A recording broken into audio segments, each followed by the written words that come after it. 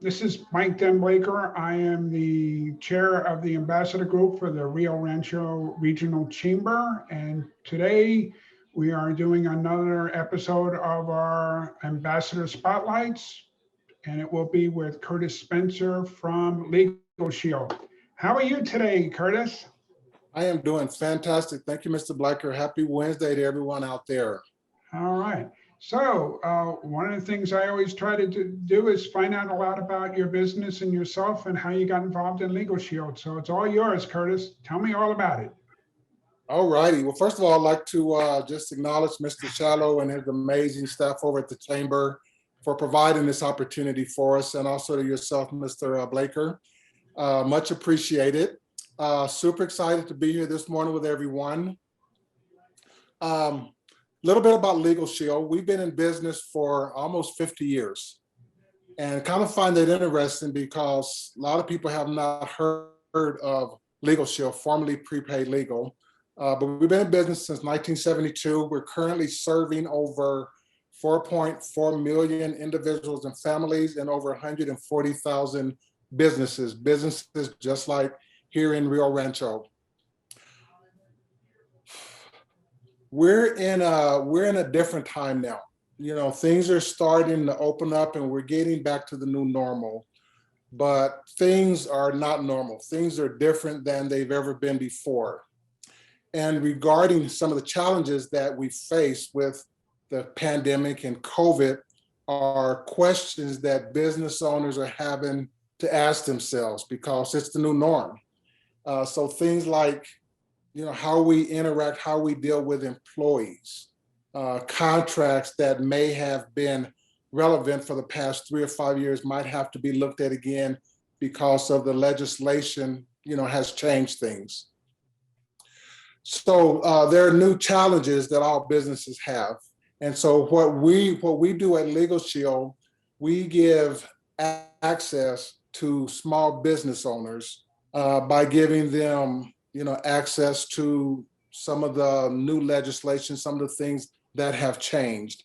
And as we know, small businesses, you know, do not have a large budget like big businesses. So what we like to say, Mike, is we give small businesses access to their legal rights on a small business budget.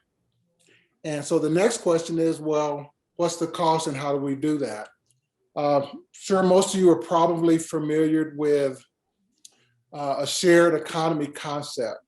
And basically what we do, we take a small percentage of each of our members' monthly membership and we prepay our law firms up front. So when our members, individuals or families or businesses, when they call our law firm, the questions they get are, how can we help you? What do you need from us? And it's not, well, how are you going to pay for this? And that's huge. That's huge. We give our members 24/7 access to their legal rights through our law firms across all 50 states. So if you're in a business where you're dealing with interstate and you're dealing with maybe contractors from another state, that falls under our umbrella of coverage.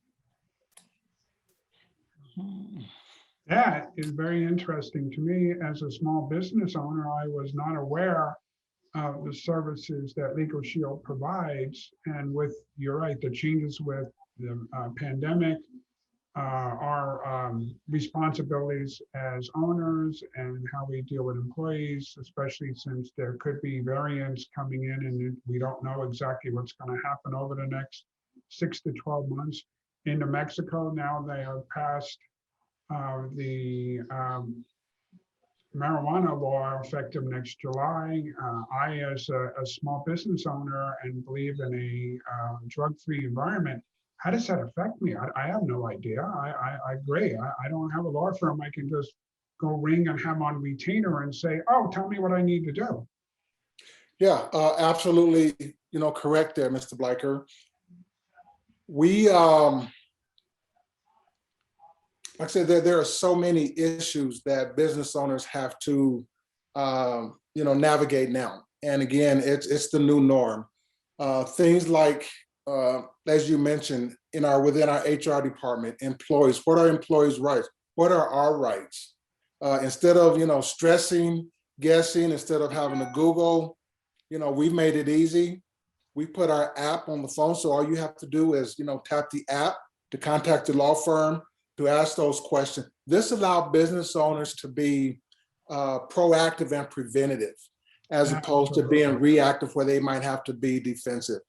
There's some common things that keep most business owners up at night, and that could be related to, like we say, employee issues. It can be related to contractors and supplies, dealing with vendors. What about internet, cybersecurity issues? That's something that has fallen under our umbrella of coverage.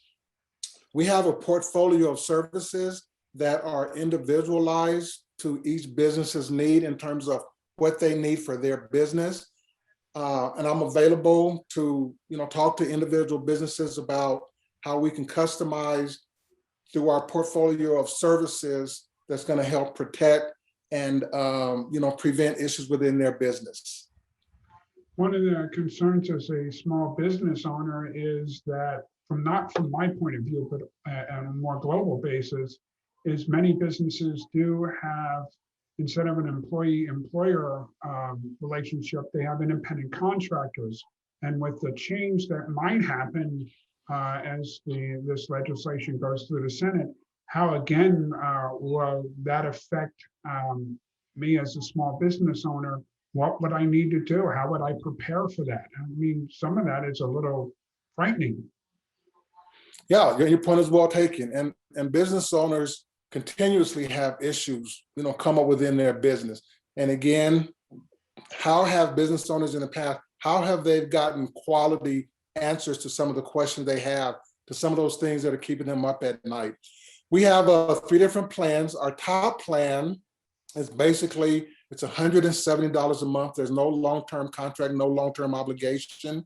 For that $170 a month, Michael, you can have up to 5 different users within your office. So let's say the person that's dealing with HR employee issues have questions. They can call and get those questions answered. Let's say you have someone that's dealing with things with the IRS and taxes. They can call that same day and get some of their questions answered. Typically, a business attorney might be anywhere from $300 to $500 an hour, Mike. Okay, so we're talking about our top of the line plan is less than $200 a month. Okay, so again, think about that. I can pay $300 an hour for a lawyer's time, and some attorneys, they bill in like 6 or 10-minute increments. And as soon as you say hello, the clock starts. Okay, well, what about if you have access to a law firm for 30 days for less than $200, up to five people in your office, business partners, can call the law firm and get quality, up-to-date answers on federal, state, county legalities. It's an awesome product evaluation. And the 2 other levels you're talking about, how does that differentiate a little bit? And then we'll move over to how you got involved with the chamber, and of course, my love of loves is the ambassador group. I'm sorry, I had something in the background. You repeat that, please, sir? You said there were 3 tiers. So I understood the top one, but there are 2 other tiers. What's the difference there, quickly?